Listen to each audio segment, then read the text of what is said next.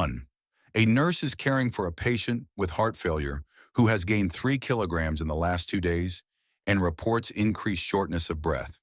Which intervention should the nurse implement first? Answer: assess the patient's lung sounds and oxygen saturation. Rationale: a sudden weight gain and increased dyspnea indicate fluid overload, which can lead to pulmonary edema. Assessing lung sounds and oxygenation status helps determine the severity of fluid retention and the need for urgent interventions. 2. A patient admitted with acute coronary syndrome reports chest pain unrelieved by sublingual nitroglycerin. What is the nurse's next priority action? Answer: administer supplemental oxygen and prepare to administer morphine as prescribed.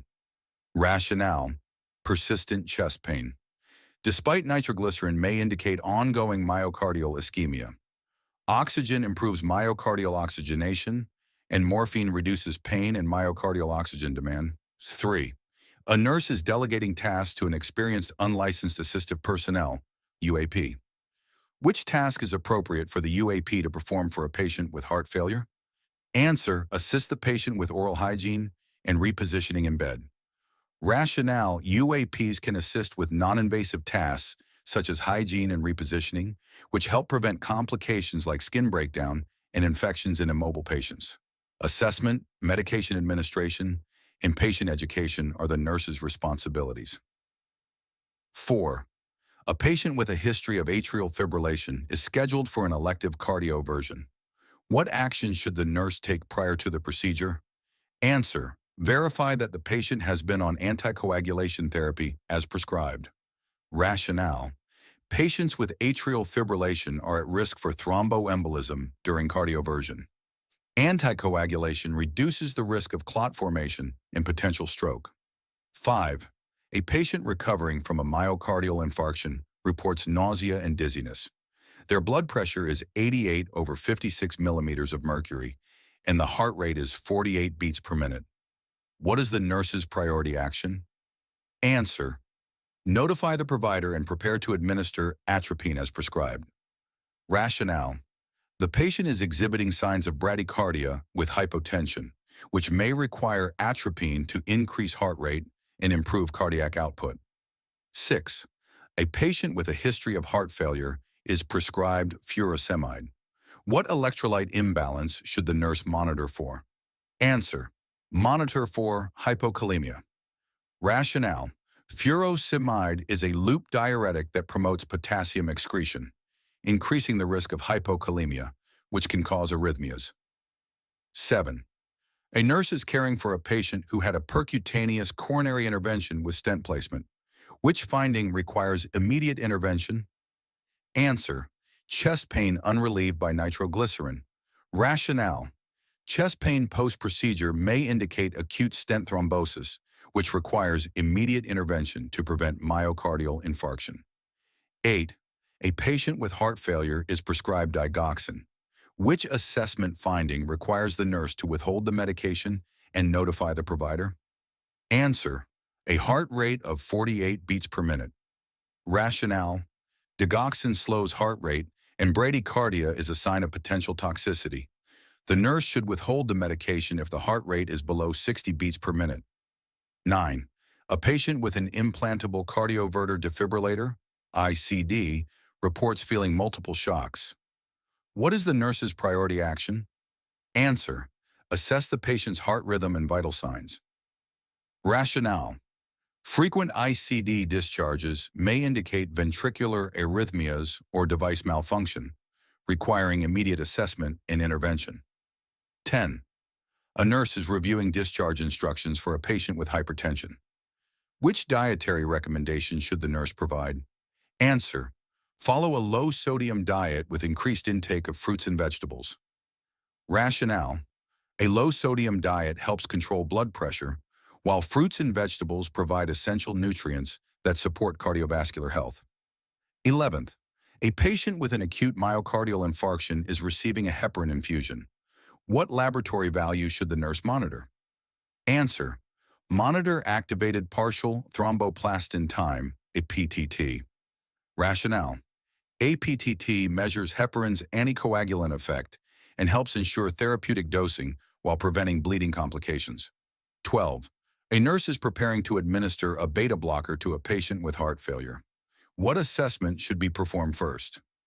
Answer: assess the patient's heart rate and blood pressure. Rationale: beta blockers lower heart rate and blood pressure. If the patient is bradycardic or hypotensive, the medication may need to be held. 13. A nurse is educating a patient with peripheral artery disease about lifestyle modifications. What recommendations should be given? Answer: avoid smoking and engage in regular exercise as tolerated. Rationale: smoking worsens arterial narrowing, and exercise improves circulation, reducing symptoms of claudication. 14. A patient on warfarin therapy for atrial fibrillation has an INR of 5.2. What action should the nurse take? Answer: notify the provider and anticipate vitamin K administration. Rationale: an INR above 5 increases the risk of bleeding, requiring intervention to reduce anticoagulation effects. 15. A nurse is caring for a patient post-coronary artery bypass graft CABG. Which finding requires immediate intervention? Answer: chest tube drainage greater than 150 milliliters per hour. Rationale: excessive drainage may indicate hemorrhage and requires prompt evaluation to prevent complications. 16. A patient with heart failure is started on spironolactone. What instructions should the nurse provide? Answer: avoid foods high in potassium. Rationale: spironolactone is a potassium-sparing diuretic, and excessive potassium intake can lead to hyperkalemia, which may cause cardiac arrhythmias. 17th. A nurse is assessing a patient with infective endocarditis. Which finding is most concerning? Answer: sudden onset of left-sided weakness. Rationale: neurological deficits may indicate embolization of infected vegetations, leading to a stroke, which requires immediate intervention. 18. A nurse is monitoring a patient receiving nitroglycerin for angina. Which finding requires immediate intervention? Answer: a blood pressure of 82 over 50 millimeters of mercury. Rationale: nitroglycerin causes vasodilation, which can lead to hypotension. Severe hypotension may reduce perfusion to vital organs, requiring intervention. 19. A patient with a mechanical heart valve is prescribed warfarin. What is the target Indian rupee range for this patient? Answer: maintain an INR of 2.5 to 3.5. Rationale: patients with mechanical heart valves require higher INR levels to prevent thromboembolism, reducing the risk of valve-related complications. 20. A nurse is providing discharge teaching to a patient with a new pacemaker. What statement indicates the need for further education? Answer: I can use my cell phone by holding it directly over my pacemaker. Rationale: electromagnetic interference from cell phones can disrupt pacemaker function. Patients should keep electronic devices at least 6 inches away from the device. 21st. A nurse is caring for a patient with suspected acute pericarditis. The patient reports severe chest pain that worsens with inspiration. What position should the nurse encourage the patient to take? Answer: sit up and lean forward. Rationale: sitting up and leaning forward reduces pressure on the inflamed pericardium, relieving pain. Lying flat often worsens symptoms. 22nd. A patient with an abdominal aortic aneurysm, AOBA, reports sudden, severe back pain and dizziness. What is the nurse's priority action? Answer: notify the provider and prepare for emergency surgery. Rationale: sudden severe pain and dizziness in a patient with AOBA may indicate rupture, which is a life-threatening emergency requiring immediate intervention. 23rd. A nurse is caring for a patient with heart failure who is prescribed metoprolol. The patient's blood pressure is 94 over 56 millimeters of mercury, and their heart rate is 52 beats per minute. What action should the nurse take? Answer: hold the medication and notify the provider. Rationale: metoprolol, a beta blocker, can cause bradycardia and hypotension. The nurse should withhold the medication if the heart rate is below 60 beats per minute or if the patient is hypotensive. 24. A nurse is providing discharge education to a patient with a newly placed coronary artery stent. What instruction is most important? Answer: Take prescribed antiplatelet medications as directed. Rationale. Antiplatelet therapy, e.g. aspirin, clopidogrel, prevents stent thrombosis, which can lead to myocardial infarction. 25. A nurse is assessing a patient following a transesophageal echocardiogram, TEE. Which finding requires immediate intervention? Answer. The patient has hoarseness and difficulty swallowing. Rationale. Hoarseness and difficulty swallowing may indicate esophageal perforation, a rare but serious complication of TE. 26. A patient with hypertensive crisis is receiving intravenous nitroprusside. What assessment is a priority? Answer. Monitor blood pressure continuously. Rationale. Nitroprusside is a potent vasodilator that can cause sudden hypotension. Continuous blood pressure monitoring is essential to prevent complications. 27. A nurse is reviewing the telemetry strip of a patient with hypokalemia. Which dysrhythmia is most concerning? Answer. Premature ventricular contractions, PVCs. Rationale. Hypokalemia increases the risk of ventricular dysrhythmias, including PVCs, which may progress to life-threatening arrhythmias, such as ventricular tachycardia. 28. A patient with chronic heart failure is prescribed an ACE inhibitor. Which side effects should the nurse monitor for? Answer. Persistent dry cough. Rationale. ACE inhibitors can cause a persistent dry cough due to increased bradykinin levels. If bothersome, the medication may need to be changed. 29.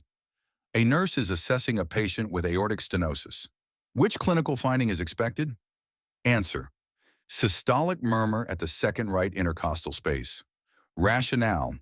Aortic stenosis produces a characteristic systolic murmur, heard at the second right intercostal space, due to turbulent blood flow across the narrowed valve. 30. A patient is admitted with acute decompensated heart failure. Which laboratory test is most important for assessing heart failure severity? Answer. Brain natriuretic peptide, BNP. Rationale. BNP is released in response to ventricular stretch and volume overload, making it a key biomarker in heart failure assessment. 31. A nurse is preparing to administer amiodarone to a patient with atrial fibrillation. What baseline assessment is essential? Answer. Obtain a baseline pulmonary function test. Rationale. Amiodarone can cause pulmonary toxicity, and baseline pulmonary function testing helps monitor for potential lung complications. 32nd. A patient who underwent femoral artery cardiac catheterization reports numbness and coolness in the affected leg. What is the nurse's priority action? Answer. Assess distal pulses and capillary refill. Rationale. Numbness and coolness may indicate arterial occlusion, requiring immediate assessment of circulation to prevent limb ischemia. 33rd. A nurse is educating a patient with Raynaud's disease. What instructions should be included? Answer. Avoid exposure to cold and manage stress effectively. Rationale. Cold and stress trigger vasospasms in Raynaud's disease, leading to reduced blood flow and ischemic symptoms. 34th. A patient receiving dobutamine infusion for cardiogenic shock has a heart rate of 132 beats per minute. What action should the nurse take? Answer. Notify the provider and reduce the infusion rate as prescribed. Rationale. Dobutamine increases cardiac output but can cause tachycardia, which may worsen myocardial oxygen demand and require dose adjustment. 35. A nurse is caring for a patient with a suspected aortic dissection. What is the most important nursing intervention? Answer. Maintain blood pressure control with IV antihypertensives. Rationale. Aortic dissection involves a tear in the arterial wall, and controlling blood pressure reduces the risk of further dissection or rupture. 36. A nurse is providing discharge teaching to a patient with venous insufficiency. What instructions should be included? Answer. Elevate the legs when sitting and wear compression stockings as prescribed. Rationale. Venous insufficiency leads to blood pooling in the lower extremities, and leg elevation and compression stockings improve venous return. 37. A patient with a history of deep vein thrombosis, DVT reports sudden shortness of breath and chest pain. What is the nurse's priority action? Answer: administer oxygen and notify the provider immediately. Rationale: sudden dyspnea and chest pain may indicate a pulmonary embolism, a life-threatening emergency requiring immediate intervention. 38th, a nurse is assessing a patient post-pacemaker placement. Which finding requires immediate intervention? Answer: the patient's heart rate is 45 beats per minute. Rationale: a low heart rate post-pacemaker placement may indicate pacemaker malfunction or lead displacement, requiring immediate evaluation. 39th, a patient with acute coronary syndrome is prescribed clopidogrel. Which instruction should the nurse provide? Answer: do not stop taking the medication without consulting your healthcare provider. Rationale: clopidogrel prevents platelet aggregation and reduces the risk of stent thrombosis. Stopping it abruptly increases the risk of cardiac events. 40. A nurse is monitoring a patient receiving IV furosemide for pulmonary edema. Which assessment finding requires immediate intervention? Answer: ringing in the ears. Rationale: high-dose IV furosemide can cause ototoxicity, leading to tinnitus or hearing loss. If symptoms occur, the medication may need to be discontinued or adjusted. 41st. A nurse is assessing a patient with mitral valve stenosis. Which symptom would the nurse expect to find? Answer: dyspnea on exertion.